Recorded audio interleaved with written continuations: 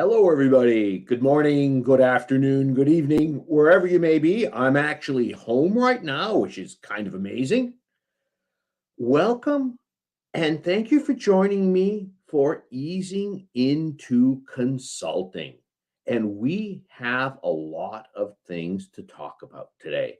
First, since we're talking about consulting, I like to define my terms. Not everybody likes to, right? Sometimes we have like a fuzzy, warm feeling about what something is, but let's be precise. What's a consultant? Okay, it's a self-employed individual. Your typical consultant has multiple clients and a lot of control over where and when and how they do their work. We also might use the term trusted advisor. And consultants should be paid for results.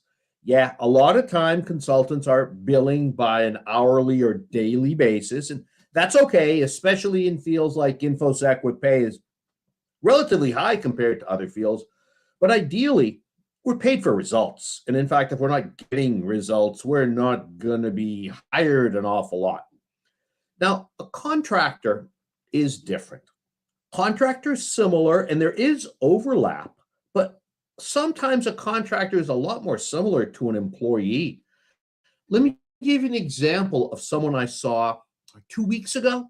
Now, I've known this person for a while, and she had a full-time job for over a decade, and she got laid off. The position was eliminated. The next day, after her last day of work, she came back to the same office as a contractor, same desk, same responsibilities, same people she worked with. Now, very different remuneration. I had trouble saying that word, right? A lot more control, but still, it was a lot more similar to a employee than a consultant. A contractor, at least most, typically have exactly one client, whereas consultants have multiple clients, at least most of the time, and a lot more control. Now, my assumption, since you're here, is you're interested in consulting. Now, I know based on the emails and so forth that I've gotten, that some of you are actually already consulting. Some of you are thinking about consulting. And some of you may have started a little bit consulting on the side or started studying and looking to see what it's in. Now, when I started consulting, I dove directly in. I left my job and just started consulting. It was easy for me back then. Why? I didn't have any kids, right? I didn't have a mortgage. I didn't have much. It would be harder if I did it now. It would be tougher if I did it now. Now, the fact is, you don't need to quit your job to start easing into consulting. There's a number of concrete, simple steps you can take to make you look like a successful consultant or someone that would make a successful consultant, to make you look desirable, to make it more likely that you will be able to attract clients. And one thing you might do, only one option, is starting to consult on the side. So one question I got a lot of people in the promotions that I've done and putting this up on Twitter and LinkedIn is like, hey, is your book done? Yeah, my book on Infosec Consulting is done. It's out in less than a month. You can order it today. It's 99 cents today. You can go dig around on Amazon and look for it, or it's at teddemop.com/book. That just redirects. It's so easier than a long URL. And yeah, the price is going to go up at some point. Boy, we have people from all over. Sevban in Turkey, I was actually just looking at flights to Istanbul earlier today. Quite literally, I hope to visit Istanbul sometime. I haven't been there yet except the airport. Now, I want to tell you about this friend of mine, and this is a sad story. It does have eventual success. My first job, I was very, very friendly with this guy. Had been there a while. His name was Calvin, or Cal. And after about 2 or 3 weeks of working with Cal, he took me into his office and shut the door and told me on how he was leaving to start consulting. He had big plans. He was really looking forward to this. And he was going to do it in a few months. And a few months became a few years. And his plans didn't go away. His dreams didn't go away. But he eventually started consulting 30 years later after he retired. Now, in his words, I'm paraphrasing, he really wishes he had started earlier. He was sad that he hadn't started until later. Now, when I started, what if it didn't work out? What if I couldn't get enough work?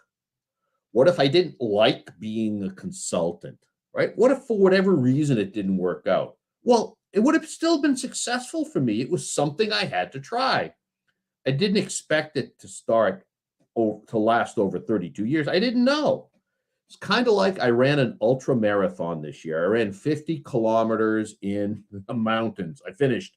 I might never do that again, but I'm so glad I did it. So sometimes success is just trying something. There are so many similar stories of people that start much later than they planned, right? So often saying, why did I wait so long? Now, there's nothing wrong with getting ready to consult and waiting for a great opportunity and doing some of the things we'll talk about to make it more likely that a great opportunity will arise and that you'll notice it when it does arise. Now, consulting in general is a growing field. I was at an entrepreneurial conference. Actually, I was at two conferences in the last 7 days. One was a private entrepreneurial event, and it was interesting the consultants I've met there. I've met water consultants. I'm not quite sure what water consultants do. I remember meeting a cosmetic packaging consultant, a raw food consultant. I could give you a long list. Now, I can't tell you if raw food consulting is a growing field or anything like that, right? I can't tell you that. But I can tell you Infosec consulting is a growing field, right? Now, slightly older number is Infosec consulting is a $16 billion industry. That's from a couple years ago. I haven't found anything credible, more up to date. But I can tell you from this year, from an organization called Ibis World that does a lot of statistics, just in the United States, it's $14.6 billion. So what are we going to talk about? I talk about, first of all, making yourself look great, meaning like someone would like to hire as a consultant or as some kind of an expert. Letting people know that you're available. Now, a common way to get into consulting, not the only way, is consulting on the side. So we're going to talk about some possibilities there. Now, a lot of people consult on the side and do it for decades and are happy, don't want to leave their full-time positions, and that's fine. Some people consult on the side off and on, and some people just dive directly into consulting. Sometimes because they have no choice, they lost their job, and it's like, I never want to lose my job again. I'm not going to work for one company ever again. Or maybe somehow they make a conscious decision. Now, why listen to me, right? Other than I'm the one speaking here, which just speaking gives you some credibility. Well, I've been a consultant since like forever, 1990. I can't believe that long. Clients range from startups to, I want to say, Fortune 100 companies. A lot of the vendors have been companies. Worked for nation states. I was just doing something for a Middle Eastern nation very recently. I'm still learning about consulting. I'm learning new things every month, probably. It's like I'm getting better at this. And hopefully, whatever we're doing, we're getting better at it when time goes on. I'm getting better and better at both the security part and the consulting part as well. I teach classes in successful consulting. I know I've got at least 2 or 3 of my alumni here, including some pretty successful ones. I teach them together with the SANS Institute. We don't have anything on the schedule right now coming out of the pandemic, but that's a plan. I've also been teaching for SANS for 18 years. Now, some years, I teach a lot for SANS. Sometimes, some years, teaching is a major part of my consulting practice.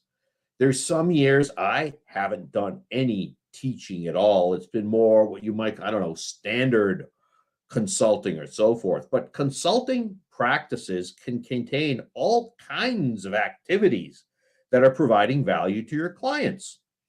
I have a bunch of classes upcoming with SANS as of literally last night at about 8 p.m. when I was offered some more work from SANS and I accepted. SANS is now my biggest client.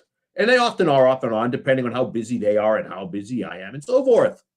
And I mentioned I was looking at flights through Istanbul. And I love to travel. You don't have to travel as a consultant. That's because I've got something in Riyadh set up in March. And I was like, hey, I wonder if I can stop in Istanbul for a few days and check it out. Because to me, one of the things I love about consulting is the freedom. And to me, a big part of that is the freedom to be able to travel and see cool places. Other consultants don't like to travel. That's fine. So the big goal, if you're interested in consulting, is to be well known and respected before you launch into consulting. So I wrote this book. It's still available for sale, still selling well, actually, called Infosec Rockstar. And its title started as a joke, right? I don't think anyone's going to walk around saying, I am an Infosec rockstar. I am certainly not. But we should all be working on getting closer to rockstar, moving towards rockstar. The better known you are, the more value you give to your clients, to the industry, to the company you work for, right? The better known and respected you are, the easier it is to be a consultant. Now, when I started in 1990, I was well known and respected just among a few people, certainly not worldwide. I'm still not, right? Just in our field primarily. So you want to be well known and respected to the potential clients that are hopefully going to be hiring you, at least some of them. And you do that by doing good things. We'll talk about that and being visible in doing them. Now, we are going to talk about clients. The biggest question always is, how do I get clients? And yeah, that's important. That absolutely is. That's not the only important thing. Now, ideally, clients are coming directly to you. You also might go to them sometimes. And all long-term consultants are going to end up with sometimes a really, really wide variety of clients. Now, here's one big secret.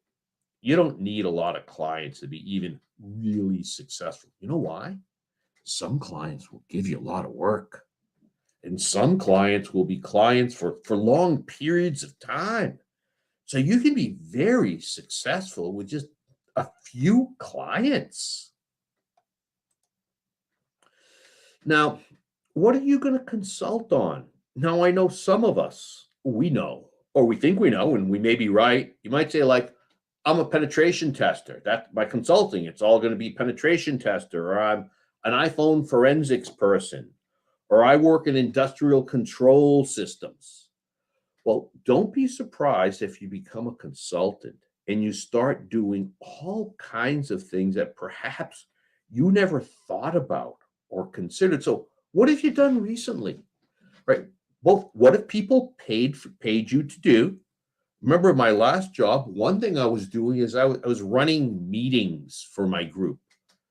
And I never thought of myself as someone that had, like, I don't know, like business skills, like running meetings, but apparently I was doing that successfully, right? So what have people paid you to do recently? Now, for a lot of us, this is what we've done at our job, which is probably just more than what we think of as our core specialty. Also, any volunteer work you may have done, right? Anything you've done in a professional capacity or with professional level goodness. Now, obviously, we're going to have some area of specialty, but as a consultant, you'll end up doing all kinds of different work. Now, list almost everything you do, and don't overthink this, right? Just making a list. So, for example, I'm not going to list programming. I've written a lot of code. I've been the embedded security guy in development projects, but it's been a while, so I'm not going to list programming there. I've done pen testing, but man, it was so long ago, right? I'm not going to list that. I could never quite do that on a skateboard, but in my time, I was a pretty decent skateboarder. And I'm not going to list that, right? That was just a long time ago. Now, you want to look good and hireable. You want your skills to be visible, right? So ideally, clients are coming to you, or if you go to clients, you start talking to someone, maybe at a conference or similar, they may have heard of you because you're visible along with your skills. Or if they look you up, it's like, oh, this is Ted, or this is Imran, or this is Mark, or this is Fleetus, or Diego. This is what they do. Now, we have this term called marketing gravity. Marketing gravity comes from this gentleman named Alan Weiss. He wrote $1 Million Consulting and a few other books. Bright guy, and he says it's the culmination of all activities that raise visibility and credibility and helps to draw clients in. We'll see a slide on this in just a couple of moments. Okay, now I also love this quote. No one's ever done business with someone they've never heard of, and that's true. So here's some of the things that can go into your marketing gravity. But first, I want to tell you a quick story. Now, Fleetus, I think you've heard this story before. I'm not sure. Karen, I think you've heard this as well. When I was a new consultant, I was going to, they weren't a client, but they ended up being a client, to a small company called Gradient Technologies in Marlborough, Mass. I was meeting a friend there for lunch. And he said, oh, you should meet so-and-so. Like, okay. It's like, wait a minute, that's like the CEO. Why does the CEO want to meet me? I'm like this 20-something-year-old kid that just kind of like started consulting. Went in, he was like, Ted, so happy to finally meet you.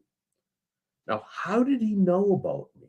Like, the answer is, I don't know, but it was probably a bunch of different things. My name probably popped up in a bunch of places. Now, that year, I was speaking at the Hewlett-Packard conference, and directly on his desk, there was mail, physical mail. I don't think he looked at it yet. It looked like someone dropped it off for him. And there was a flyer from HP. And one of the pictures on the front of the flyer was actually my face because I was speaking there. So it was probably my name had probably passed by him, or he'd heard of me several times. So it sounded like he knew me. Now, do you think when a consulting opportunity came up with this organization, the CEO, my name was familiar to him? Well, ignore that he even met me. Right? It's like that made it far more likely that I'd be easily hired. Now, there's a lot of quick and easy things like a home online we'll talk about, right? Things that you have online, testimonials, things like networking and referrals, and a few optional things as well. And we're going to talk about a great number of these, but obviously not everything that can go into marketing gravity. First, your home online, and oh boy, my slides are the format's been changed a little bit now that I looked them up, but you should have some sort of home online, right? Where people can find out more about you. Something that shows up easily when people try to look you up online, right? Where you highlight your skills. Now, sometimes this is LinkedIn. LinkedIn is good. You might have a website. You don't need a website. I just talked to this friend of mine, Rick Berkovitz. Some of you may know Rick because he spoke at my Infosec Consulting and Entrepreneurship Conference, which I'll be running again, I think, in January. And he's been a consultant. He works in the technology space. He works on a lot of security-related projects, although he is a business guy.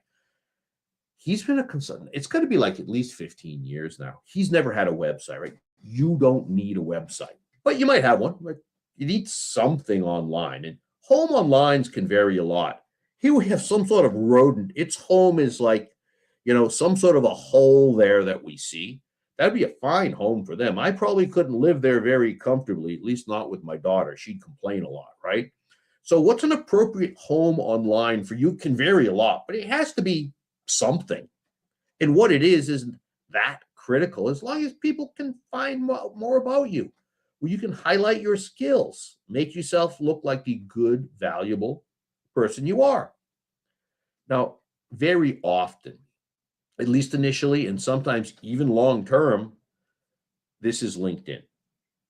And it's debatable, but I think all professionals should be on LinkedIn. A friend of mine wrote one of the first books on LinkedIn. And he uses the free version, by the way. He doesn't use the paid version at all. Now, one of the great things about LinkedIn is search engines just love LinkedIn profiles. So they look it up quickly. And guess what? You write it, right? You write it. So you're going to write good, hopefully honest, but good things about you. It's basically your online CV or resume for those of us in North America, right? A lot of other features you can use or ignore if you want. I know, for example, some of you are watching me right now streaming live on LinkedIn, and some of you on YouTube and other places. Now, since you write it, better look good, right? Or you're not being very smart.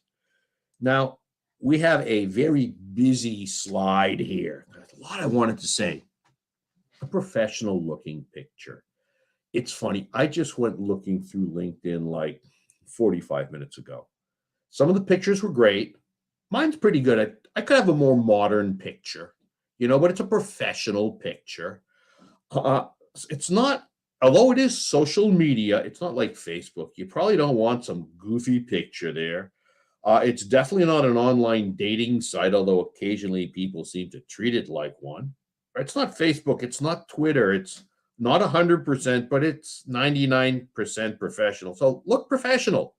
You don't want to look like you're dressed for a night out on the town, unless that's appropriate for you, right? That's how you dress professionally. You also don't want to look like you're sitting like in a fraternity basement or a bar, most likely.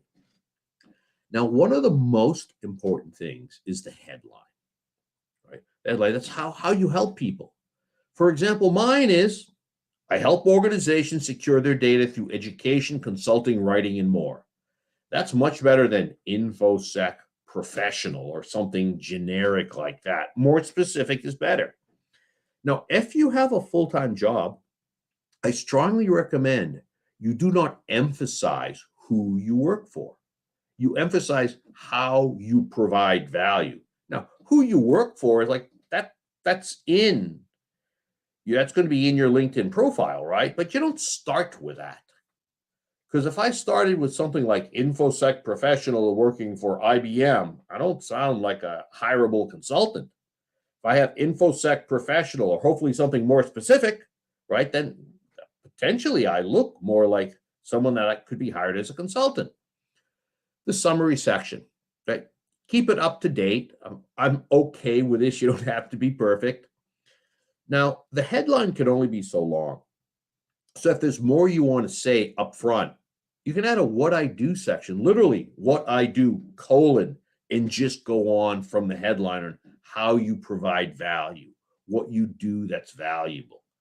Now, the majority of access to LinkedIn is actually mobile, right? So take a look at what it looks like on a mobile as well.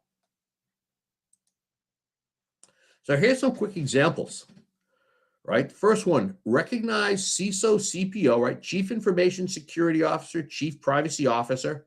Now, if you're using acronyms, it's okay, as long as the people you would work with and who would want to hire you understand what they are.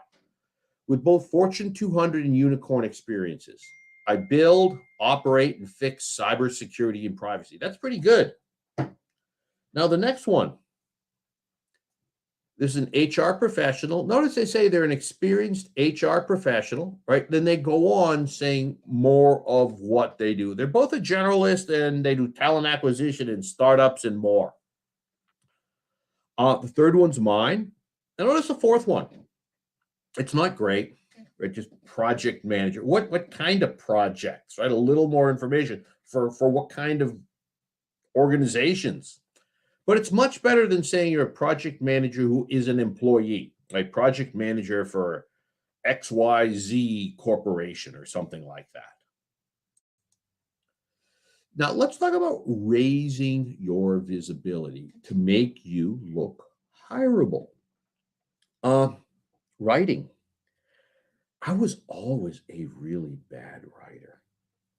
I don't know if my friend Hugh Montgomery is here. Hugh has been sitting in some of my talks. I went to high school with Hugh, and Hugh keeps correcting my typos and syntax errors.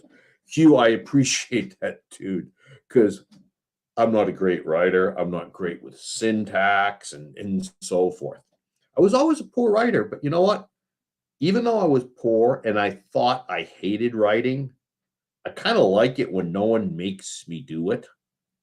Speaking, and trust me, I'm no natural. We're going to talk a little bit about that. Also, volunteering. right? That's a real big way. We're going to talk about all three of these. None of these are essential. So writing. A writer is simply considered an expert. If you've written something, write in the statement, it is written. A lot of things you can write, or let's use the term author, that give you credibility and visibility. Doesn't have to be a book. By no means does it have to be a book, although I assure you, if you're here, you are absolutely capable of writing a book. If I've written a few books, you can do that too, right? You absolutely can, but no need to. And if people are interested, I can do one of these specifically on writing a book and becoming an author. It's more possible than you think. It's also probably harder or more work than you think. But writing is a learned skill, right? You can learn to write. Reading articles work really well. I will give an example later of someone that wrote an article and can track over $50,000 in consulting work to that article they wrote in the first year and probably more beyond that. Speaking.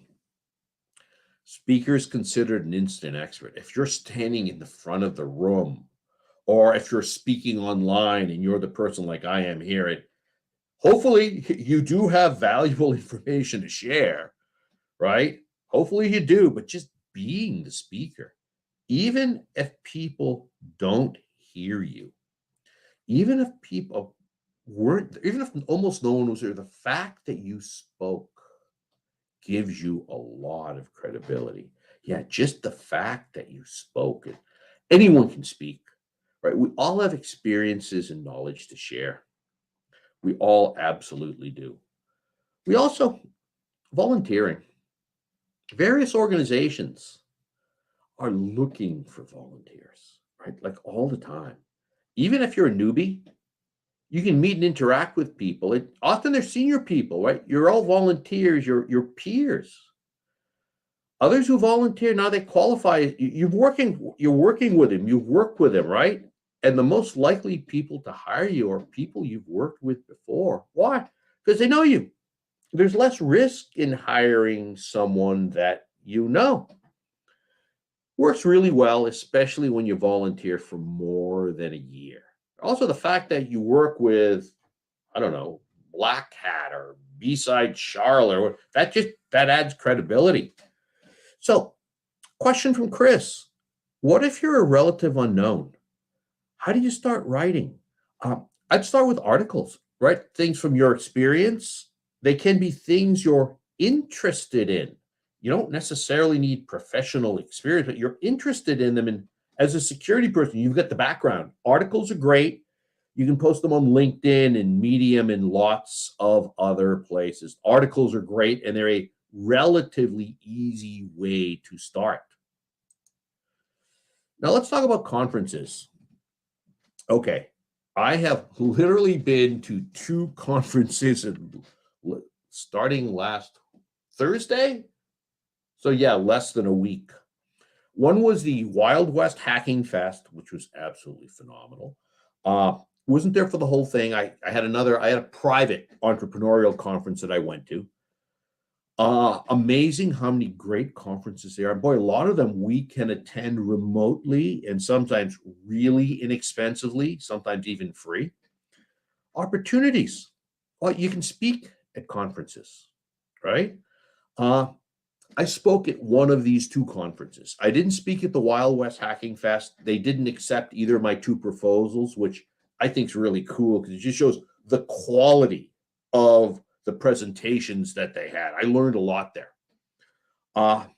Volunteering. Now, I was not an official volunteer there, but I did help out. Even simply as much as things, I'm sitting at a table with a bunch of people. I'm gonna go get a glass of water or a beer or a cup of coffee. Like, hey, can I grab you anything? Yeah, maybe that's not formal volunteering, but it helps.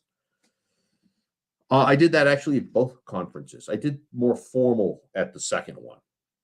Networking. All right. Now, key thing with networking is you do it before you need anything. The biggest reason I went to the Wild West Hacking Fest, right, is not the content, although there was some excellent content there. It was the biggest reason I went was networking. And a key thing with networking is don't just talk to the people that you know, right? Talk to other people as well and so forth. Um, Lots of people find work at conferences of all kinds, both full-time consulting and so forth. And I may have found some ongoing consulting work, something I'm partnering with that I found there. Now, I mentioned before the most likely people to hire you are people you've worked with before, right? Whether they're going to hire you as a full-time employee or as a consultant or as or as anything, the less well you know somebody, the more risk there is in hiring them, right? A lot of companies, some of you have experienced this, I know. You go to get a job somewhere, and there may be several rounds of interviews because they want to make sure you fit in. Now, I can't tell you exactly what the SANS Institute does right now. Now, we go back like 18 years. I knew everyone and everything that happened. But I know back then for key positions, they had the standard interviews. Then they'd want to go like spend time with you. So one lady, I do a lot of work with at SANS. Officially, she's called my handler, as though I can be handled or need handling. Deb Jorgensen. Deb's a good friend of mine. Before she was hired by our CEO at the time, Stephen Northcott, he wanted to hire her. He was just about ready. He was like, hey, want to go kayaking for the day? So they actually went kayaking to hang out and spend time together. Now, went well. She got hired. She's been there almost 20 years, I think. But what if she was already a known quantity? What if the CEO who hired her already knew her, right? Maybe had worked with before a previous company or two. Whether she was being hired as an employee or a consultant, man, it would have been easier, right? It would have been faster. So you work with other people before, right? When I first started going out to consult on my own, I spent my final 2 weeks contacting everyone I had worked with, basically everyone I had worked with and everyone that I knew as well. Now, back then, I used the telephone a lot. Today, we use email more. Not everyone used email back then. I certainly did. We'd use social media perhaps today. We didn't have social media back then. Like 10 years before, we probably used the fax machine. It's so easy to find people these days, right? It's so easy. Why? Because like social media, LinkedIn, the internet, basically. So contact them. Now, you might tell them you're starting to consult, but I just contact them. Just say, hey, what's up? Now, if you actually have a conversation, whether it's online or in person, and you're serious about starting to consult, or you've made the decision you're going to start, or maybe it's going to come out naturally, right, in the conversation. And even if it doesn't, you've taken the first step. You've established contact or recontact in this case. So here's an idea, okay? Let's say you've got 3 years in the industry or 30 years in the industry. It doesn't matter.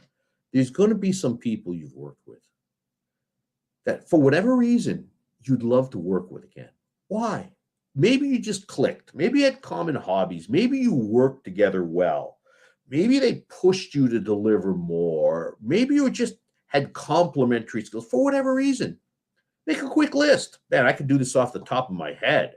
People I've worked with in the past, I'd love to work with again. There's one guy in particular, I'm trying to drag him out of retirement for a project.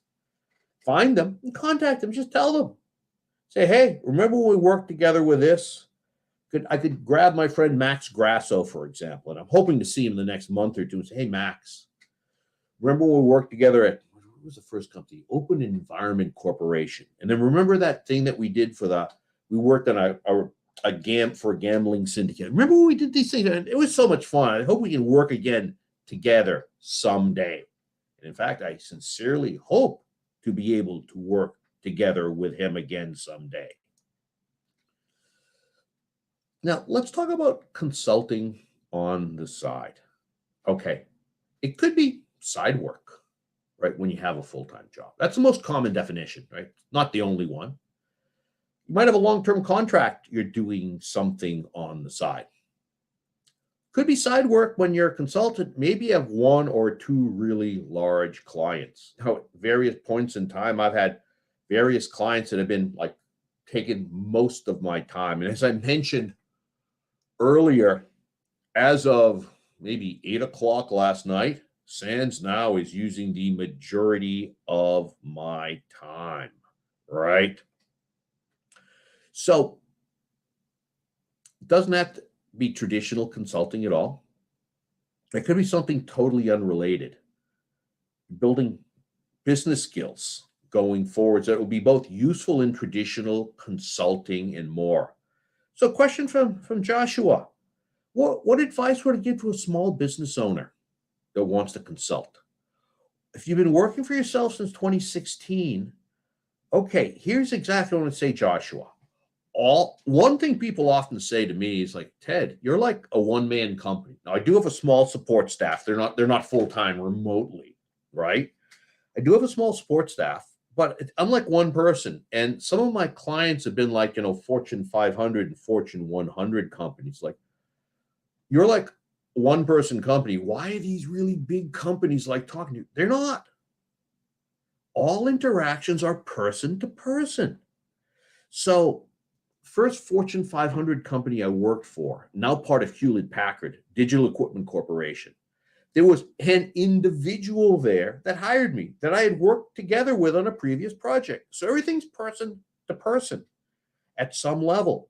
As a small business owner, I talk to the clients of the business.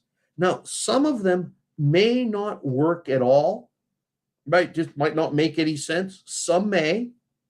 Also, take that expertise you have in the niche you're a business owner in, right? Whatever that niche may be. You can go speak at conferences. You can write articles on that.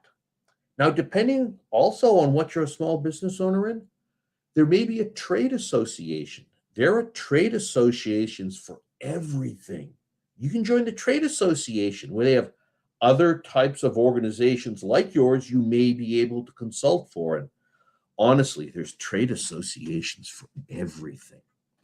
If I worked, let's say, in one vertical a lot, let's say it was healthcare or online gaming or financial services, right? There's multiple trade associations. I'd look and see, is there one that matches what I do and consider joining them? Even if I pick an extreme example, let's say you're like you work in hair replacement, for example, okay? Now, I don't need hair replacement. I think I've got plenty of hair. But, there's even an association of hair replacement surgeons, right? There's one for everything.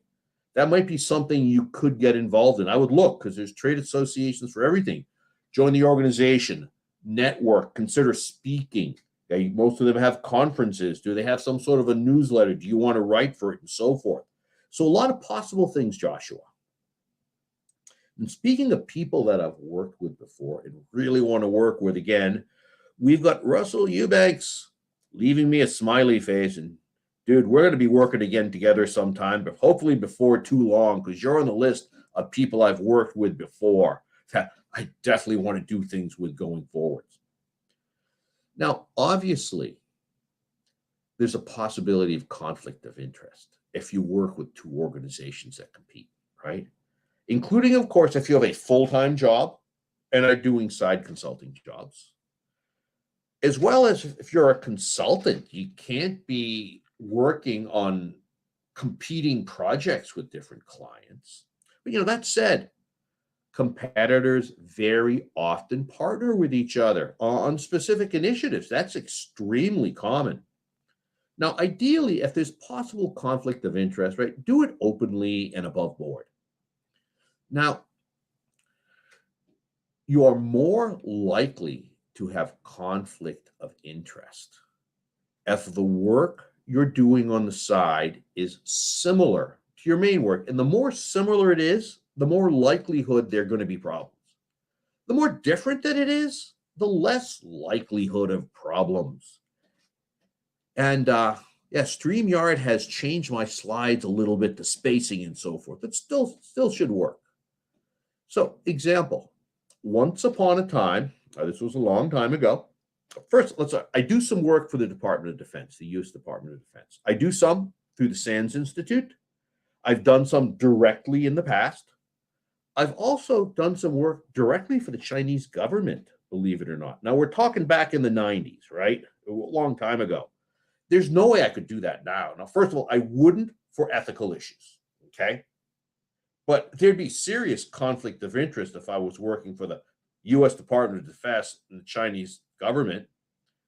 But I do some Department of Defense work, and I also do some work with some of our allies. I've done this in the last month, right? Now, I do a lot of things for SANS, both teaching and other things. One thing I do is I teach CISSP classes. Not super commonly, but I do that every year or two. I just did one in London not long ago.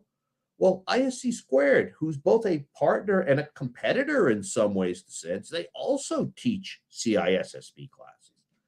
Man, there'd be a real conflict of interest if I wanted to teach CISSP classes for the ISC Squared. No, SANS hasn't told me I can't, not to the best of my knowledge, but they'd want to talk to me, and rightfully so.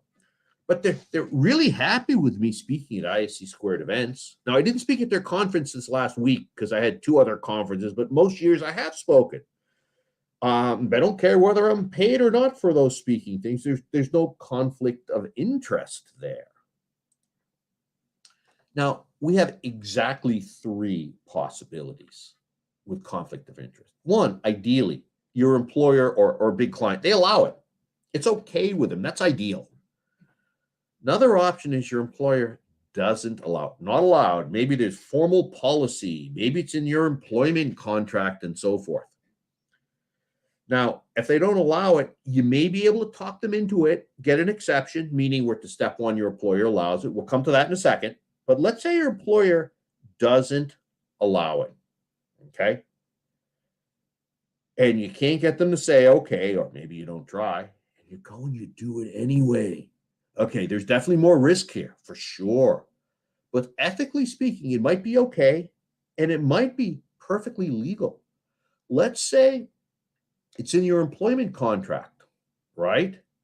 Well, it turns out that a lot of employment contracts have been struck down by the courts, haven't been legal.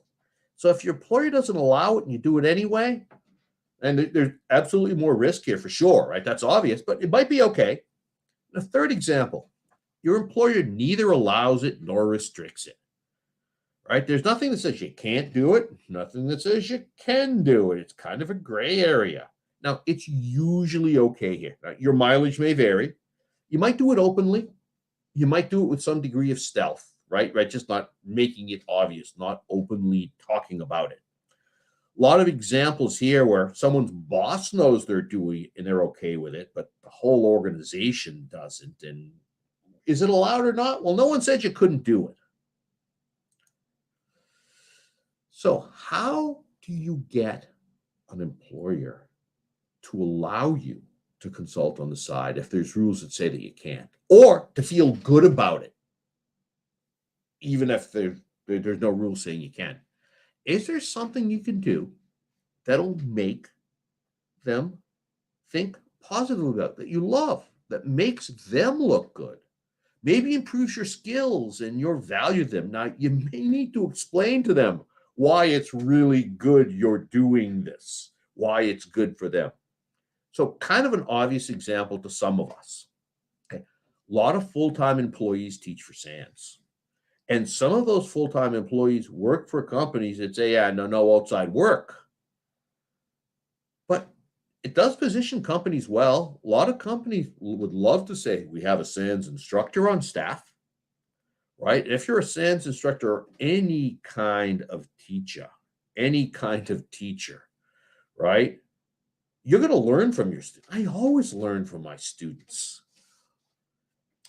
Another example, okay? Occasionally I'm approached about paid writing gigs. Okay, most employers have no issue with you writing, whether it's online or physically. Whether you're paid or not usually doesn't matter to them as long as you're not dumping any company secrets out. Generally, they don't care. Another example, speaking. Now, speaking for money is not necessarily trivial, right? But some speaking gigs absolutely pay. And I know lots of full-time employees that work for companies that say no side work that don't mind them going and speaking. In some cases, actually encourage them because they position the company well, whether they're paid or not paid. And often, they're not paid. Sometimes they are, for sure. So here's an example. Okay. Some of you may know Doc Blackburn. I first met Doc years ago in an ice storm in Nashville, of all places, and talked a lot about how he just loved his job at the University of Denver. I was jealous. Now, I haven't had a full-time job in like over 30 years. If I found the perfect thing, man, I'd be psyched. I'd dive on it. I don't expect that to happen, but if it's like a perfect job, I want to do this work, and it's packaged as a full-time job, sure, I'd do it. I was jealous of him. He loved his job so much. They let him have 4 weeks off a year to teach for SANS. Why? Well, they liked having a SANS instructor on staff. It made them feel good and look good. And also, it made him more valuable. He developed more experience. Now, he convinced them to give him 12 weeks a year off. 12 weeks. Now, it was without pay, right? They didn't want to lose him. Now, in the perfect world, they would have not given him 12 weeks off a year. But they did. They didn't want to lose him. They wanted to keep him. He wanted to stay there. And it turns out he was making more in like a week or two from his side gigs easily, both working for SANS and other things, other consulting type things he was doing than that. It was a win-win, right? It was definitely a win-win. And there's perhaps a punchline here. I think it was January 4th, right before the pandemic, he left to consult full-time. And no regrets, even though he left right before the pandemic. Not the ideal time. It still worked out really well for him. And of course, we've got Russell here who left. Russell, was it March 30th of the pandemic? Right? You had a plan and you stuck to it. And as far as I can tell, things have worked out really well for you. Here's another example. Ken H. Okay. He worked for a family-run business in the Midwest when I first met him in Wisconsin, in Madison. He moved to Silicon Valley. He was looking for more challenges. He worked for Google. He worked for Amazon. He worked for SAP. He worked for the internet giants.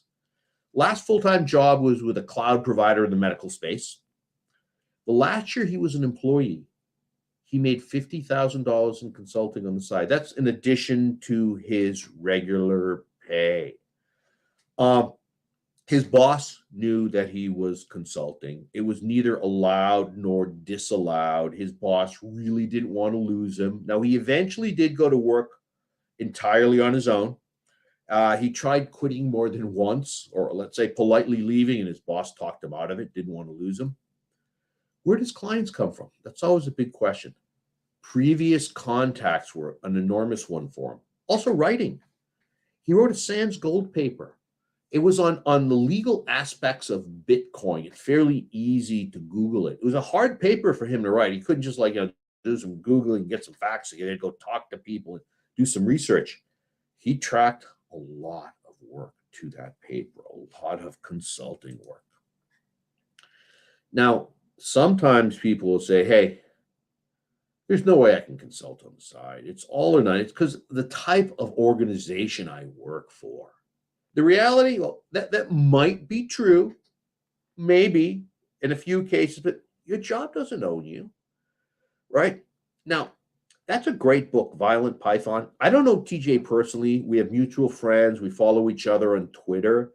Even though he was obviously full-time with the U.S. Army, he wrote a book. That is a form of consulting on the side.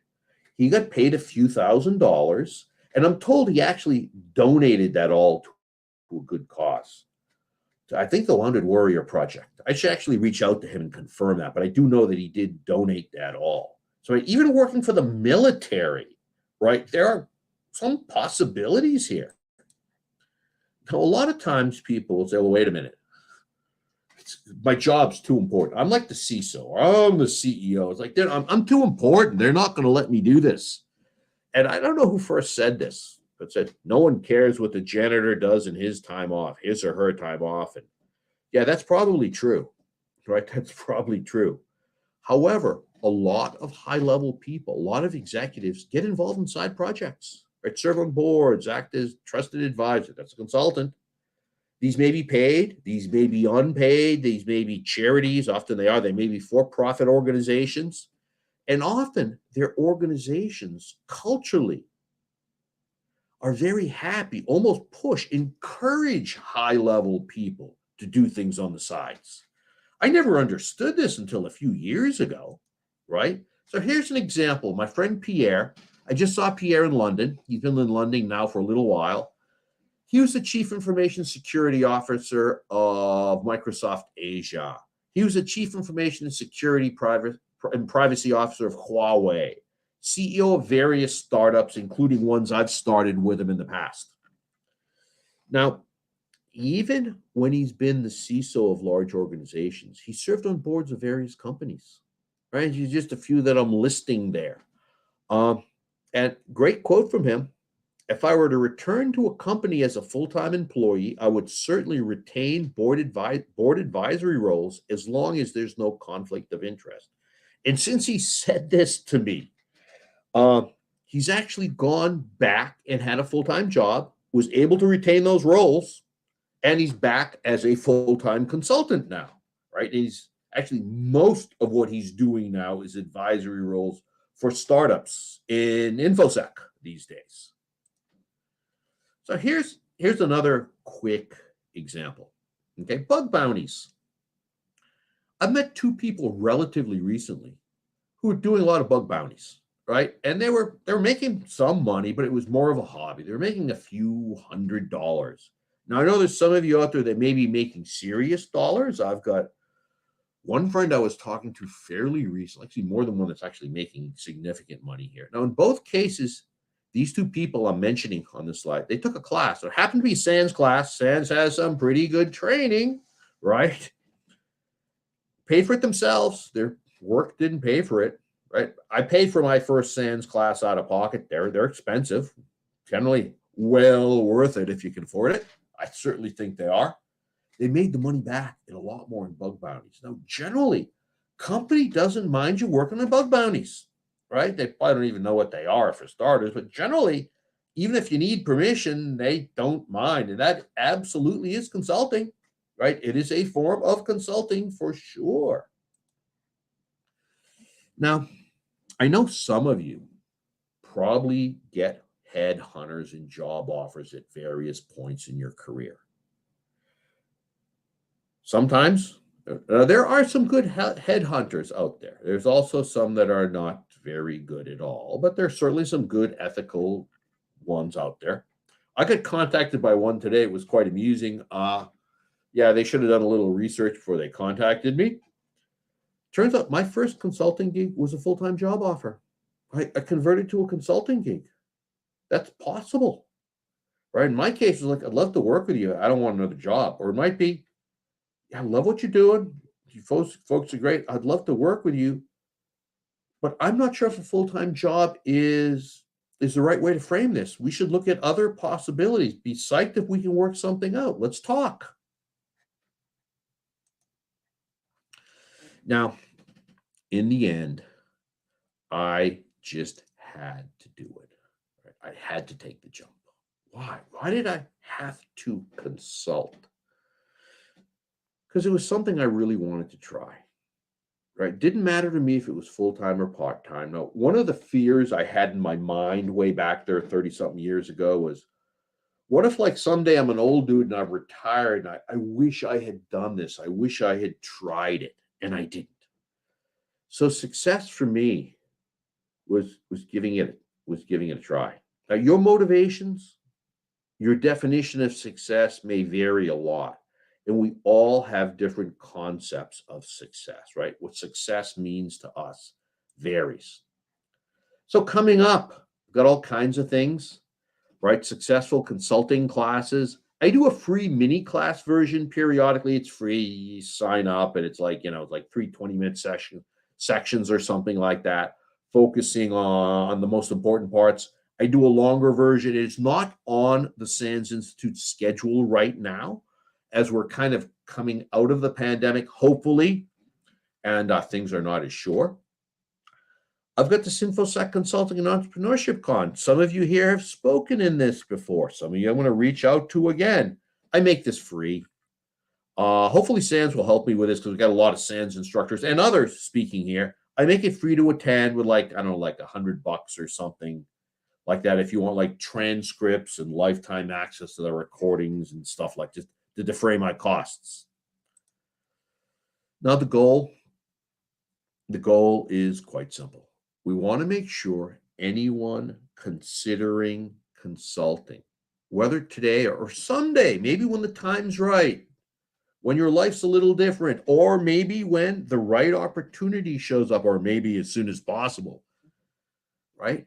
Just so you know a lot more about consulting. And I'll tell you, you know a lot more than I do when I started.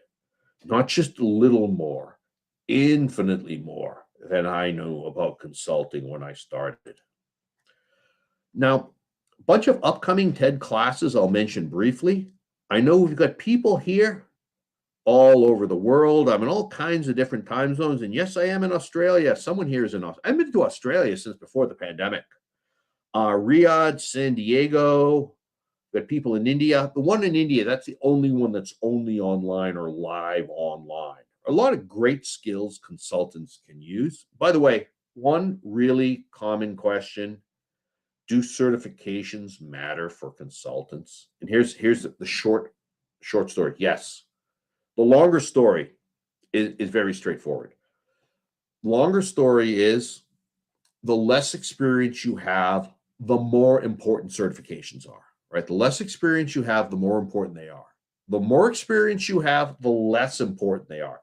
That said, however, there's no question that certifications are becoming more and more important, sometimes critical for various jobs and consulting gigs these days. So, question: how do you highlight articles that are written? Okay, you got an article written by Cyberry. That's awesome. What I would consider doing is, first of all, highlight it via social media. Maybe put a little bit of it in LinkedIn with a click you can link on to see the rest of it. Can you take that article and also maybe turn it into a talk? Now, the talk might be a talk you pitch to conferences, and a lot of those you can do remotely, right? These days, you don't have to do in person. Can you take little snippets of it? Maybe make YouTube videos, and maybe in that YouTube videos are easy. By the way, your phone has a good enough camera in there for a high quality video. And maybe linking back to it.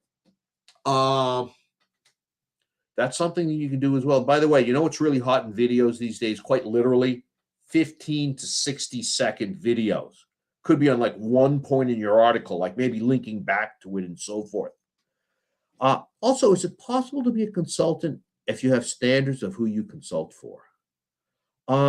Certainly, as a consultant, ethics are critical, right? Ethics are critical. And if trust as a consultant is absolutely critical. If nobody is going to, people don't trust you, they're not going to hire you. I take a look at the ISC Squared, for example, has a great code of ethics. SANS has one as well. They're very similar. They've cooperated together. I don't know if the SANS one's easy to find online. They may have been merged. I'm not 100% sure. So thank you, everyone, for being here. We're right up to time. Now, feel free to email me any additional questions. We've just hit the 61-minute mark. I'm trivial to find. Misspell my name, Google me, and you'll find me. TED@DEMOP.com. Also, you can follow me on Twitter, connect with me on LinkedIn, and so forth. And of course, my book is at least 99 cents today. I'm not sure how long it's going to be 99 cents for. I've got a book consultant helping me with all the book things who I've hired, my friend Ray Brem. So thanks, everybody. I appreciate you being here. And any other questions, please send them out to me, okay? If you have an article that you liked reading, put the link in. Just put the link in your feed. And also maybe a one paragraph synopsis or something like that, right? Just to give it a little more meat. Why do people want to click this link and read the article? Thank you, everybody. I appreciate you being here. Goodbye.